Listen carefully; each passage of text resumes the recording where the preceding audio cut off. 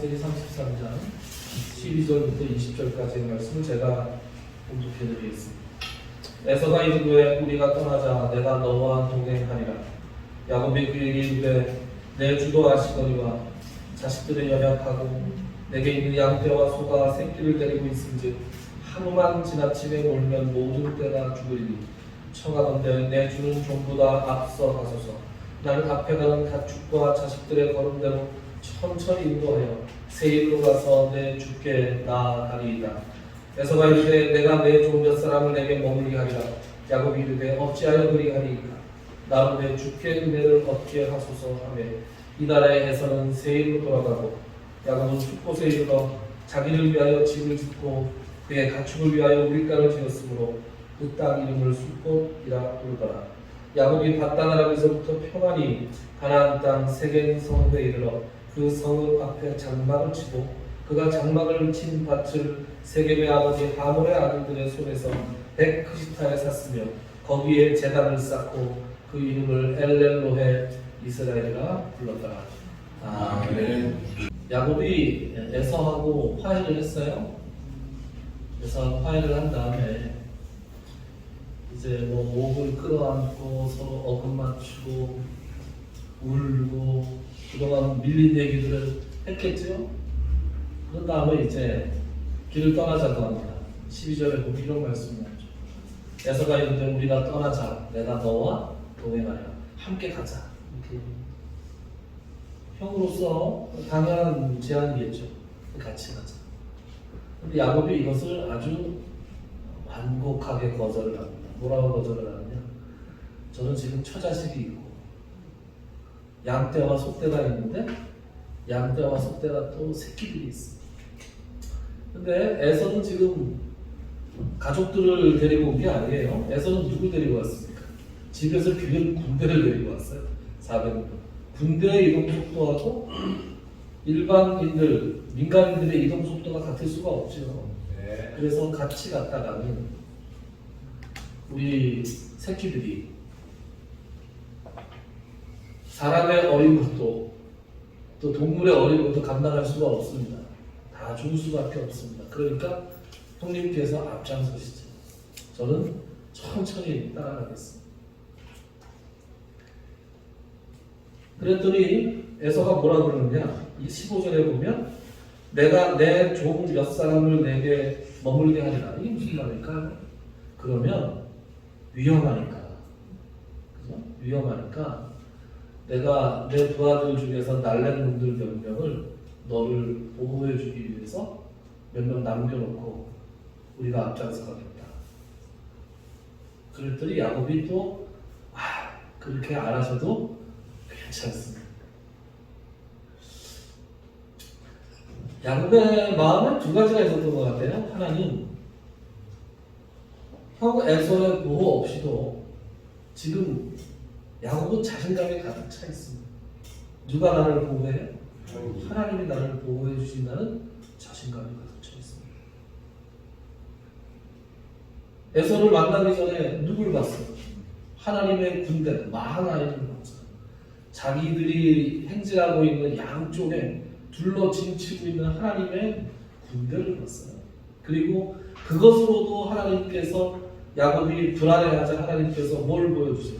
직접 나타나서 직접 야곱을 찾아오셔서 이렇게 씨름을 하시면서 이기지도 않고 지지도 않고 이렇게 하면서 야곱이 두려움에서 벗어나게끔 이렇게 해주시잖아요.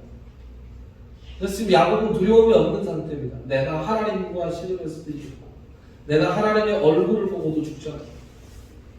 에서가 두렵지 않은데 제일 두려운 에서가 지금 문제가 안 생겼는데 그가 누가 두렵겠어요. 그래서 두렵지 않은 것 하나, 그리고 또 하나, 에서하고 오래 있고 싶지는 않은 거예요. 그렇지 않을까요? 여러분 여기서 이런 얘기를 합니다.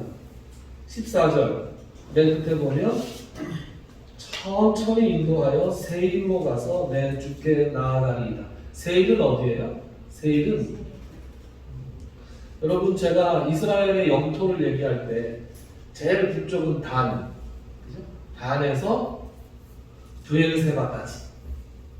북쪽 제일 끝이 반, 남쪽 제일 끝이 브엘세바인데 브엘세바가 어디쯤 되냐면 여러분 사해 있잖아요. 사해, 영해. 사해의 제일 끝자락하고 이렇게 위도가 비슷합니다. 그러니까 사해가 끝나는 데쯤 돼서 이스라엘 영토가 끝나는 거예요. 그 밑에가 세일이에요. 나중에 에돔이라는 나라가 되는 데가 거기입니다. 그러니까 지금 약국강을 막 건넌 상태에서 세일까지는 상당히 먼 거리였어요. 한 대략 1000km쯤 되지 않을까 싶네요.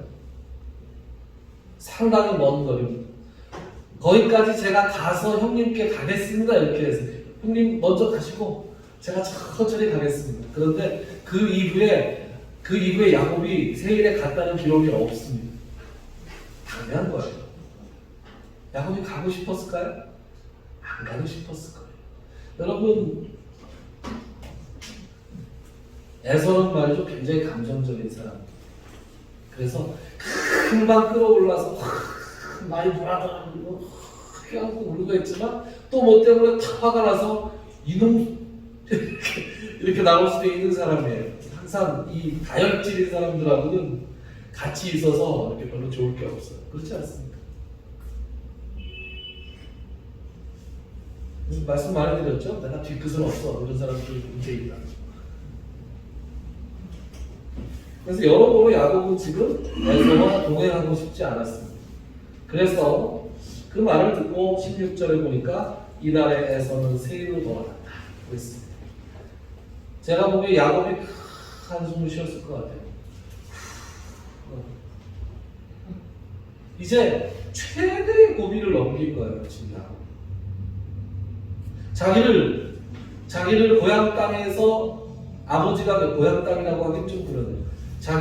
자기를 부모 이삭과 리브가가 있어서 떠나게 했던 원인이 됐던 그 사건들, 그리고 돌아오면서도 내내 두려워서 어쩔 줄 몰라 했던 그 사건들이 드디어 완전히 해결이 된 거예요. 화해를 하고 에서가 이제 갔어요. 이제 갔으니까 자기가 거기 가지 않는 이상 별 특별히 에서를 만날 일이 없는 거예요. 이로부터 에서를 언제 다시 만나느냐? 지금 이때 야곱의 나이가 몇 살쯤 됐을까요?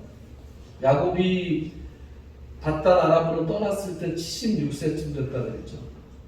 그리고 라반의 집에서 20년 있었어요. 그러니까 지금 96이에요. 96.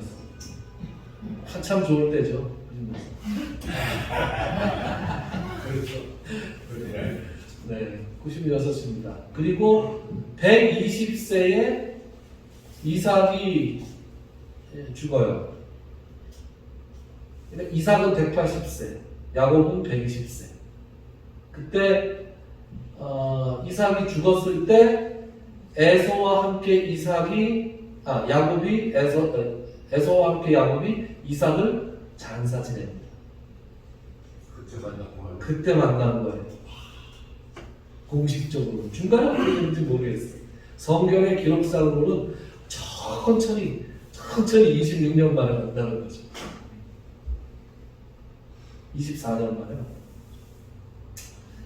그래서 어쨌든 야곱과 에서의 재회, 야곱의 입장에서 볼 때 이보다 더 좋을 수가 없다.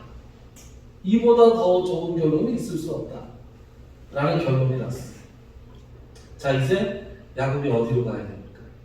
그리고 야곱 어디로 가야 돼요? 한번 생각을 해보시죠. 제 입에서 답이 나오기 전에 한번 생각을 해보시죠. 야곱이 어디로 가야 됩니까, 지금? 숲곳은 간 곳이고요. 네. 가야 할 곳은 아닙니다. 네? 그렇죠, 맞습니다. 베델로 가야겠습니다. 왜 베델로 가야겠죠? 떠날 때 하나님께서 베델에서 나타나시죠. 그런 다음에 하나님께서 나타나셔서 내게 복을 주리라 이렇게 말씀하셨을 때 하나님께서 저를 지켜주시고 먹을 떡과 입을 옷을 주시어 내가 평안히 아버지의 집으로 돌아가게 하시면 여호와께서 나의 하나님이 되실 것이고, 그때 이거 살펴보면 참 굉장히 철없는 서원이다 철없는 얘기다 이런 얘기를 했지만 어쨌든 내가 기둥으로 세운 이 돌이 하나님의 집이 될 것이요 하나님께서 내게 주신 모든 것에서 10분의 1을 내가 반드시 드리겠습니다. 야곱이 서원하잖아요. 그러니까 환난 날에 자기에게 나타나셨던 그곳 베델로 일단 돌아가서 재단을 쌓고 그 다음에 어디로 가야 돼요? 아버지한테 갔어야죠. 아버지한테 갔어요. 그런데 야곱이 베델도 안 가고 헤브론으로 가지도 않았어요. 그러니까 어디로 갔어요? 숫곳이라고 하는 곳으로 갔는데 이 숫곳은 약복강을 건너서 에서가 세일로 간 다음에 몇 발자국 가지 않은 곳입니다. 거기에 가서 그냥 머무르고. 여러분 야곱의 지금 입장을 한번 생각해 보세요. 지금 야곱이 걱정이 있나요? 야곱은 아무 걱정이 없어요. 야곱은 지금 재산이 넉넉한가요? 재산이 넉넉합니다. 먹고 사는데 아무 지장이 없어요. 처자식이 넉넉한가요? 처자식이 넉넉합니다. 4명이죠? 예, 특별히 부러워하시는 그 4명. 그리고 자식은 아들만 11에 딸이 하나 있습니다. 12명. 그리고 라반이 쫓아올 걱정도 없습니다. 제일 걱정됐던 지금 에서를 만나는 문제가 해결이 됐어요. 그러면 정말 야곱은 아무 문제가 없어요. 아무 문제가 없었다. 그러면 이제 어떻게 하고 싶어요? 주여, 내가 여기가 좋사오니 여기에 있고 싶은 거죠. 정착하고 싶은 거예요. 그래서 여러분 기억하세요. 믿는 사람들에게 있어서 정착하는 건 상당히 위험한 일입니다.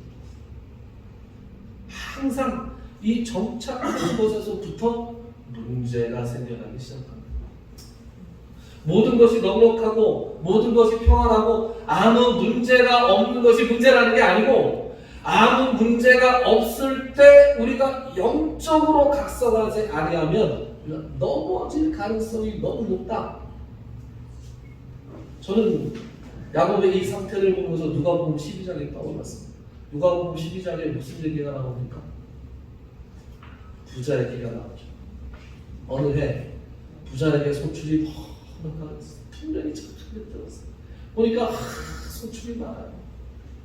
내가 이 소출을 어떻게 하면 저장을 할까? 그래서 소출을 다 걷어다가 창고를 짓고 거기다 다 집어넣었습니다. 곡간에 곡식이 넉넉한 거 보니까 이 얘기하다 보니까 옛날에 저희 어머님이 겨울 맞이할 때 관에다가 연탄을 가득 넣어놓고 좋아하시던 느낌이 생각이 나요. 여러분 그런 생각 나시죠?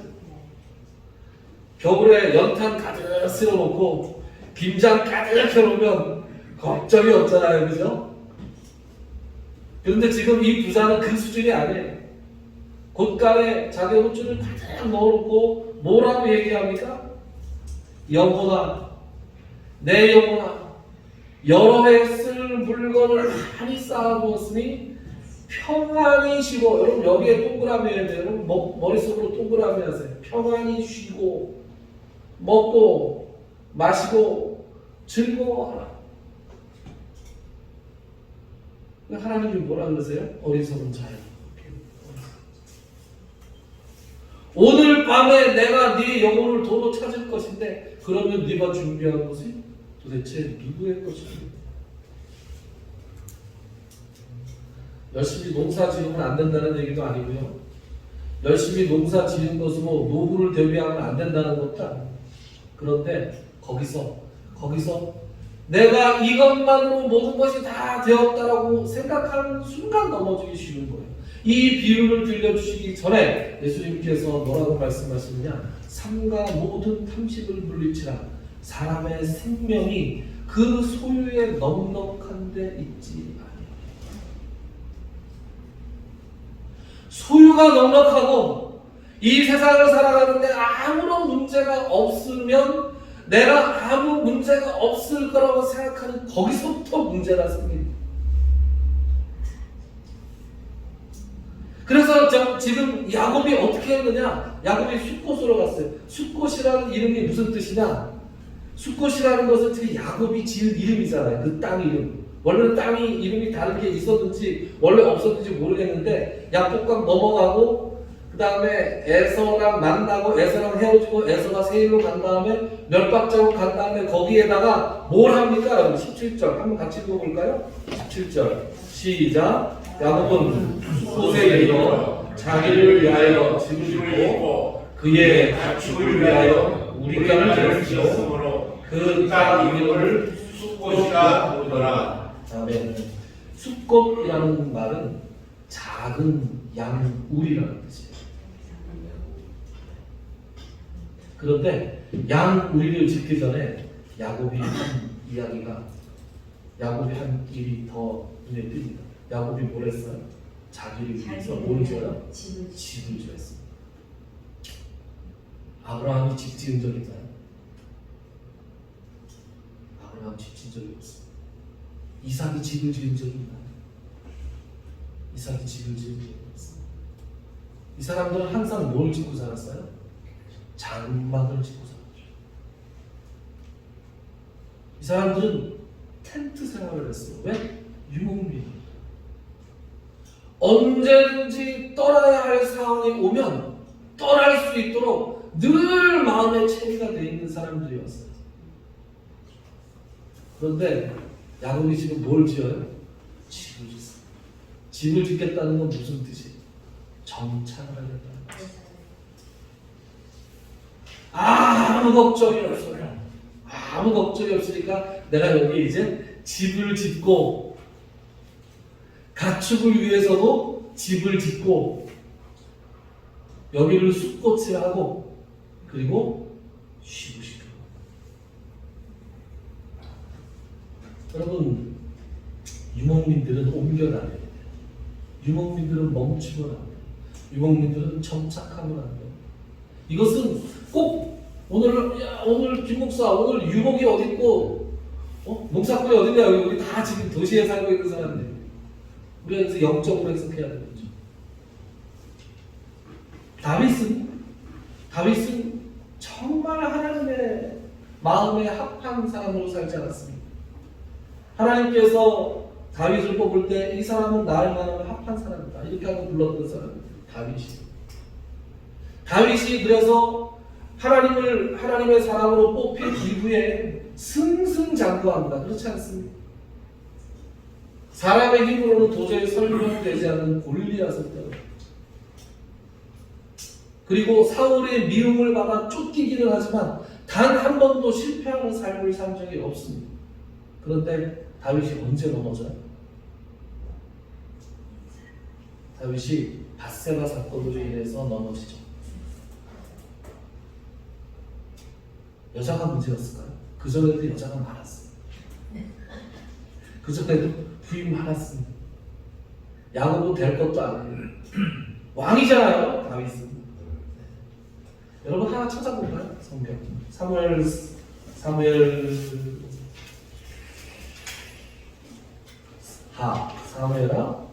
구약 성경입니다.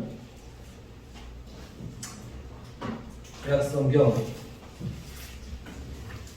사무엘하 11장인데요. 제가 가진 성경은 477페이지입니다.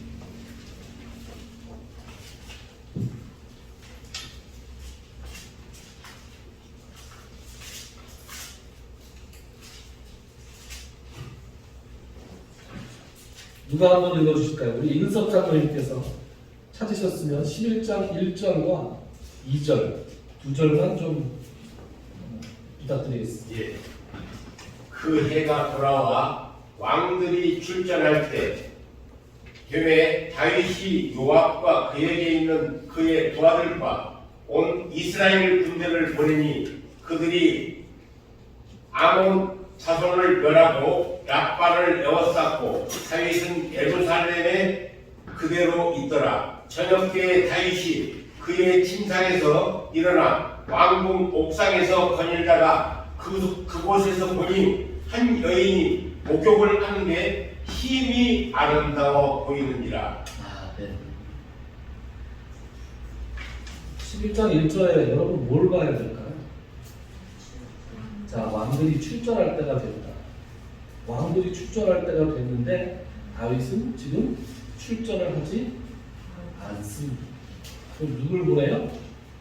요압과 그의 부하들과 군대를 보냈다.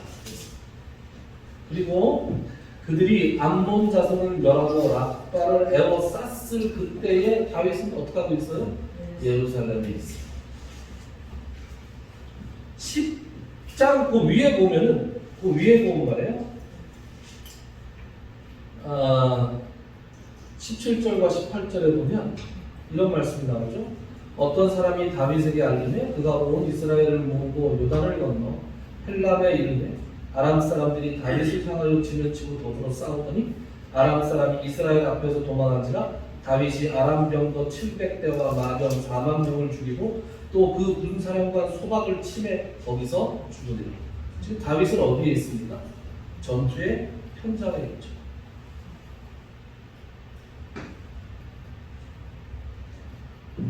다윗의 눈에 밧세바가 들어왔다는 건 말이죠. 그가 지금 영적으로 정착하고 있기 때문에 그런 거예요.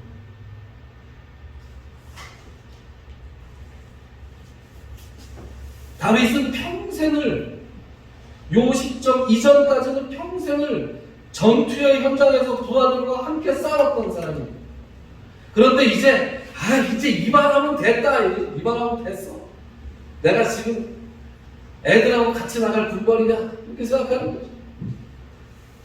그래서 애들을 보내는 거예요.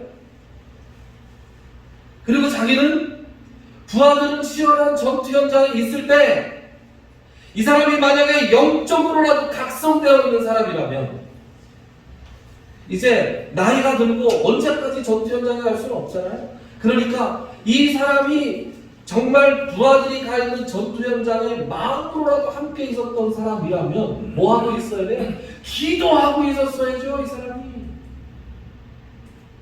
여러분, 여호수아가 전투를 할 때 모세가 뭐 하고 있었습니까?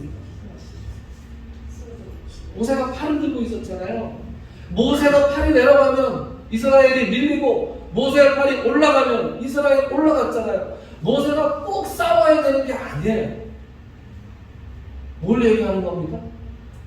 육신의 평안함이 영적인 긴장감을 흩어져요.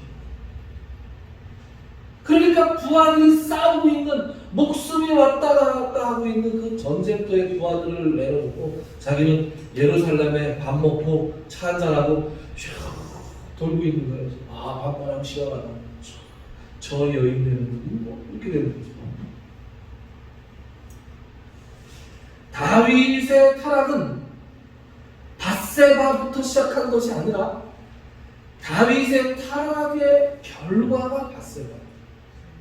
그의 영적인 긴장감, 영적인 유목민으로서의 자세를 흐트러뜨렸을 때 그가 하나님의 뜻과는 관계없는 사람이 되고 만 것이죠. 예전에 제가 모셨던 다윗 목사님이 저하고는 개인적인 관계가 굉장히 깊은 분이었어요. 제가 국민학교 때 주일학교를 다닐 때 주일학교 전도사님이시고 그래서 그 전도사님을 굉장히 좋아했는데 그분이 옆에 있는 교회, 조금 떨어져 있는 교회 담임 목사님으로 부임에 갔을 때 저는 따라갔어요. 저희 누님하고 제가 따라갔어요. 따라가서 제가 그 전에 교회가 어떤 거였다고 얘기를 해드린 거 기억나세요? 그 전 목사님이 교회 건축한 돈을 가지고 땅 튀겨보려고 했다가 땅 마작으로 땅 튀겨보려고 했다가 그래서 그 교회 소문들이 너무 안 좋게 소문이 좋게 날 리가 있습니다. 그 목사님이 갔을 때 교회가 콘크리트에 뼈대만 올린 상태였어. 처음 가고 깜짝 놀랐습니다. 아니 무슨 교회가 이런가? 집담한 교회, 집담한 교회. 교회를 짓다가 그 난리가 나서 헌금도 다 없어지고 교인들도 다 떠나고 교회 소문이 흉흉하게 나고 그런 곳에 그 목사님이 부임을 했어요. 그 목사님께서 부임하고 나신 다음에 교회가 부흥됩니다 말이죠. 어린 제가 중학교 때 중등부 때 그 교회 부흥되는 걸 봤는데 정말 하루에 새신자가 50명씩 있어요. 새로 오신 분들 일어나세요. 그러면 정말 쭉 일어났어요. 우리가 우와 이렇게 보고 기적도 많이 일어났습니다. 목사님이 그 동네가 아주 뭐 굉장히 잘 사는 달동네라 인천에서 어디 그러면 유명해. 거기 출신이야? 그럼 유명하다. 거기 출신인데 거기 아주 뭐 그 집에 저게 되게 많았어요. 깃발 꽂힌 집들 있죠. 네, 빨간 깃발, 파란 깃발 꽂힌 집들. 절 막 그래도 굉장히 많았어요. 싹 없어졌어요. 싹 없어지고 몇 개 남아 있는데 싹 없어지고 그 일부는 그 깃발 꽂혀 있던데 그 일하던 몇몇 무당 만신들 이런 사람들은 일부는 그 교회 우리 교회 나와서 권사님도 되고 집사님도 되고 그랬어요. 한참 우리 교회 바로 마당 옆에서 붓을 막 하고 있어요. 거기서 무당이 제가 본 거예요 중학교 때. 거기에서 칼을 위해서 막 춤을 추고 있는 무당이 목사님이 신방을 가다가 열려있는 대문으로 딱 쳐다봤는데 바로 떨어졌어요. 저 깜짝 놀랐습니다.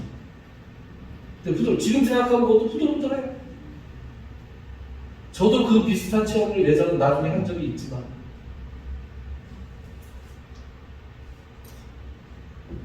날 때부터 혀가 갈라져서 나온 여자가 있었어요. 말을 못했어요. 그런데 목사님이 기도하고 했더니 사람들 앞에서 하나님 아버지 감사합니다 하고 얘기하는 기적들이 일어났어요. 기적과 이런 것들이 참 많이 일어났어요. 그분이 설교를 막 탁월하게 하고 그런 분은 아니셨어요. 그런데 정말 깨끗하고 정말 순수하고 정말 열심히 하셨어요. 제가 나중에 부목사로 옆에서 이렇게 이제 목회를 배우면서 목사님한테 개인적으로 여쭤본 게 많았는데 그때 그런 얘기 했어요. 목사님 그때 정말 신났는데 정말 신났어요. 목사님 오시고 나서 교회가 막 쭉쭉 성장합니다. 너무 신났어요. 어떻게 그렇게 가능했어요? 글쎄 뭐 내가 이렇게 은사가 있는 건 아니고 환자가 생기면 하루에 7, 8번 가서 기도했던 것 같아. 새벽기도 가면서 가서 기도하고 새벽기도 끝나고 나와서 기도하고 출근할 때 기도하고 퇴근할 때 기도하고 전화할 때 기도하고 그렇게 열심히 했더니 하나님께서 은혜를 주신 것 같다. 그런 얘기를 합니다. 그런데 나중에 정말 친해진 다음에 한번 여쭤봤어요. 아니 목사님 그렇게 계속 교회가 부흥을 하다가 왜 갑자기 멈췄어요? 교회가 왜 갑자기 멈췄어요? 그랬더니 이런 얘기까지 해도 되는지 모르겠는데 안 들으시겠죠? 조그만 교회 목사가 뭐 동영상 찾아보시겠어요? 같은 노회에 선대 목사님이 계십니다. 그 교회가 제일 컸던 거예요. 그런데 그 교회를 우리 목사님 교회가 막 이제 교회 교세로 막 따라잡고 있던 때였어요. 근데 그 목사님이 셈이 많은 거죠. 그래서 이 목사, 저희 박인 목사님, 이 목사, 네 목사. 아유, 교회를 이제 좀 정비를 해야 되지 않겠어? 정비를 해야 되지 않겠어? 정비라면, 이제 구역도 좀 이렇게 나누고, 부교역자들도 좀 쓰고 말이야.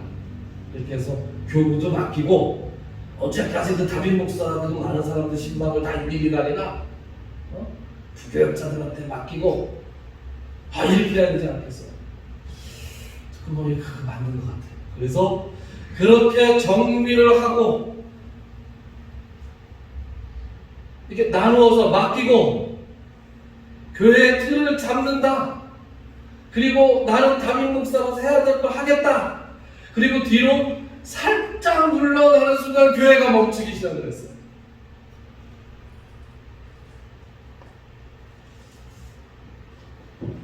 그리고 부교육자 있는 교회는 다 성장에 멈추다. 그렇지 않습니다. 오히려 부교육자와 함께 이렇게 시너지 효과를 이루어서 하는 교회가 더 성장을 하겠죠. 제가 드리는 말씀은 어떤 거예요? 영적인 상태입니다. 어떤 말로 포장이 될 수도 있습니다. 정리, 정돈, 평안, 평강, 어떤 좋은 말, 미사역으로 포장될 수 있습니다. 그러나 그 말들이 말이에요. 나의 영적인 열심, 영적인 유목민으로서의 삶의 자세를 조금이라도 내려놓게 하는 것이라면 그것은 우리에게 독이 됩니다. 뭐 교회가 반드시 커야 됩니까? 그렇지 않습니다. 교회가 반드시 인원이 늘어나야 됩니까? 그렇지 않습니다.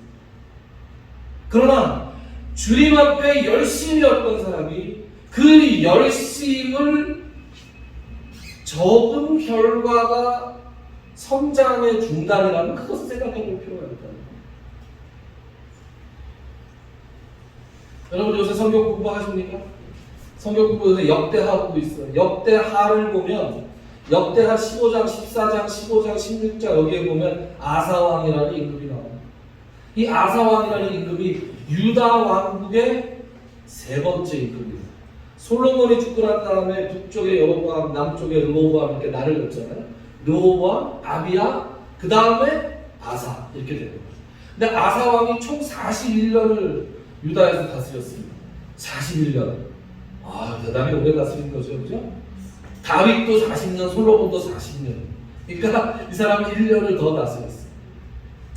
아사왕에 대한 기사를 아사왕에 대한 기록을 읽으면은 아사왕이 그 하나님 앞에 너무나 신실하고 충성되고 하나님 말씀대로 잘 살았다. 그래서 하나님께서 복을 주시고 형통함을 주시고 사방의 적들을 다 물리치셔서 아사왕의 기록을 읽을 때 이 평안이라는 말씀이 계속해서 나옵니다. 사방의 평안함을 주시자. 사방의 평안함을 주시자. 아사를 형통케 하시다. 그런데 이 사람이 35년까지 그랬는데 36년째 형제가 생겼어요. 36년째 형제가 생겨서 그 마음속에 뭐가 들어갔어요?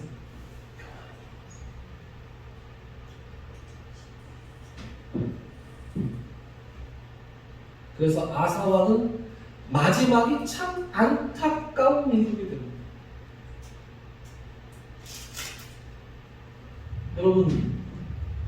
여러분 지금 어떤 영적 상태에 놓여 계십니까? 아, 정말로 문제가 없어. 난 암만 눈을 씻고 봐도 문제가 없어. 하나님께서 주신 복입니다. 물질의 복도 하나님께서 주시는 것이고, 가정의 복도 하나님께서 주시는 것이고, 다 건강도 하나님께서 주시는 것입니다. 그러나 그 하나님께서 주신 복을 감당할 만한 영적인 긴장을 유지하십니다. 결코 정착하거나 평안을 누리려고 해서는 안 됩니다. 하나님께서 우리에게 집을 짓기를 원하지 않으십니다. 그리고 장막에서 머물기를 원하십니다. 언제든지 떠날 수 있습니다. 언제든지 영적 긴장의 끈을 놓지 않고 하나님의 말씀에 부응해서 떠나라! 할 때 떠날 수 있도록 영적인 유목민으로 살아가기를 원하십니다. 우리 야곱이 집을 짓습니다. 집을 지은 야곱이 오늘 여러분들에게 저에게 영적인 반면교사가 되기를 원합니다. 아멘. 영적인 자신의 집을 짓고 거기서 안주하여 하나님이 기뻐하시는 영적 유목민으로의 삶을 포기했던, 잠시 포기했던 야곱의 삶을 반면교사 삼아서 오늘 우리는 영적 유목민으로서의 영적 긴장을 풀지 않고 살아가는 그런 사람들이 되기를 간절히 바랍니다. 기도합시다. 사랑하는 주님, 하나님의 은혜와 인도하심과 강권적인 능력으로 야곱이 저 정말로 걱정할 것이 아무것도 없는 그런 상황을 맞이하게 되었습니다. 그러나 그것을 더욱더 하나님 앞에 긴장하고 영적으로 발전된 모습으로 선용하기보다 그저 정착하고 싶었던, 그리하여 베델로 돌아가서 하나님께 재단을 쌓고 마땅히 하나님께서 기뻐하시는 삶의 모습을 살아야 했던 그 자리로 야곱이 나아가지 못한 것을 우리가 생각해 보았습니다. 많은 영적인 위인들, 거인들이 말년에 영적인 긴장을 잃어버리고 하나님께서 기뻐하시지 않는 모습으로 그 삶을 마감하는 안타까움도 우리가 함께 살펴보았습니다. 하나님, 이 모든 것들을 우리가 반면교사로 삼기를 원하며 영적인 긴장을 잃어버리지 않는 영적 유목민으로서의 삶을 감당하기를 원합니다. 하나님, 우리를 주장하시고 인도하시고 우리를 항상 각성시키시고 우리를 이끌어 주시옵소서. 예수님의 이름으로 기도드리옵나이다. 아멘. 찬송가 338장 찬송하겠습니다.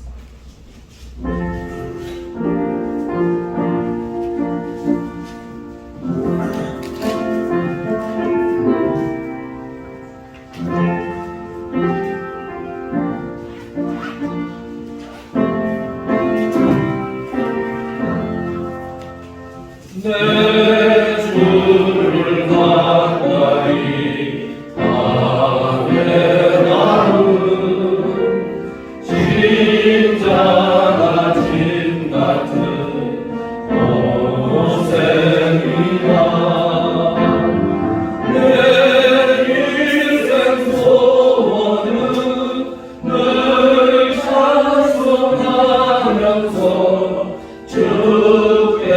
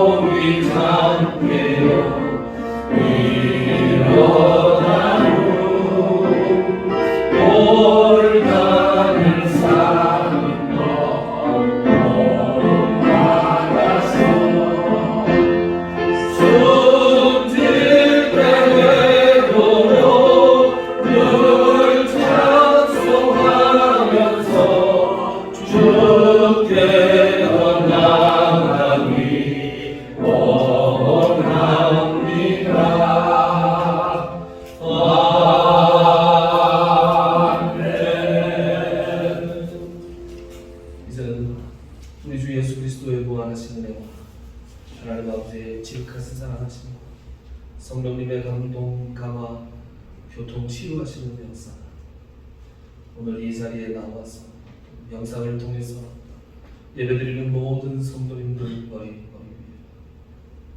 그들의 가정과 그들이 행하는 모든 사역 위에, 특별히 그들의 환부 위에 이제로 영원토록 함께 있을지어다. 아멘.